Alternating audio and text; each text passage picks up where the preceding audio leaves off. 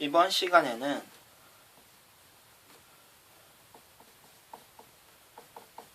허수 단위라고 하면 i를 뜻하는 거고요. 허수 단위의 거듭 제곱에 대해서 공부를 해보도록 하겠습니다.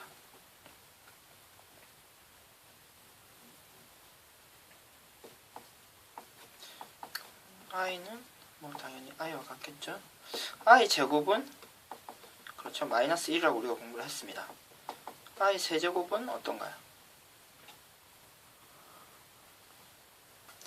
지금 i 제곱이 마이너스 1이고요. 여기다가 i를 하나 더 곱하는 거기 때문에 i 세제곱은 마이너스 i가 될 것 같습니다. i의 4제곱은 i의 제곱의 제곱이죠. 따라서 1이 됩니다. 그러면 i의 5제곱은 여기에다가 또 i를 곱하는 거기 때문에 i가 되고요. i의 6제곱은요.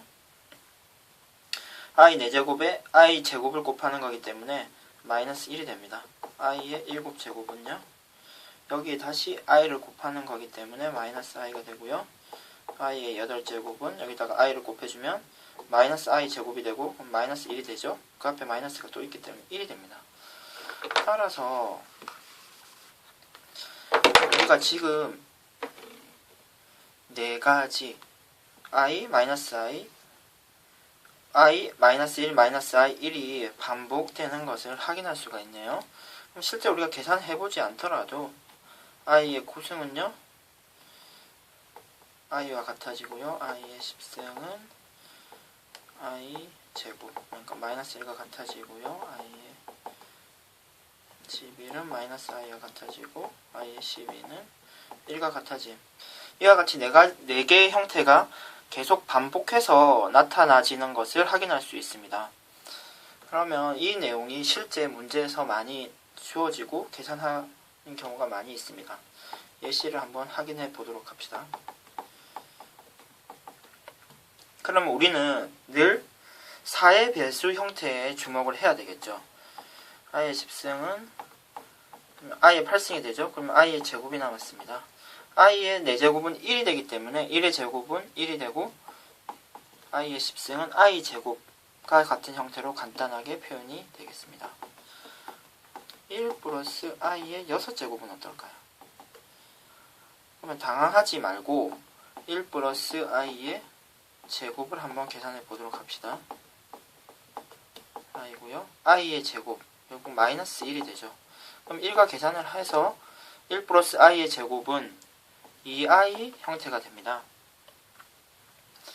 그러면 i의 6승은 1 플러스 i 제곱을 3승을 한 것이죠. 따라서 2i의 3승이 되고요. 그럼 8i의 세제곱이 되고요. 그럼 i 제곱은 마이너스 1로 바뀌고 마이너스 8i가 됩니다. 따라서 이거 1 플러스 i의 6제곱은 마이너스 8i가 됩니다. 마지막으로 한 가지 형태만 더 확인을 해볼까요? i 세제곱, i 4제곱, i 5제곱 이 수를 모두 더하면 어떻게 될까요? 지금 i는 i가 되고 i 제곱은 마이너스 1이 되고요. i의 세제곱은 마이너스 i의 4제곱은 1이 되죠. 따라서 이 4개의 수를 더하면 어떻게 되나요? 그렇죠. 0이 되죠.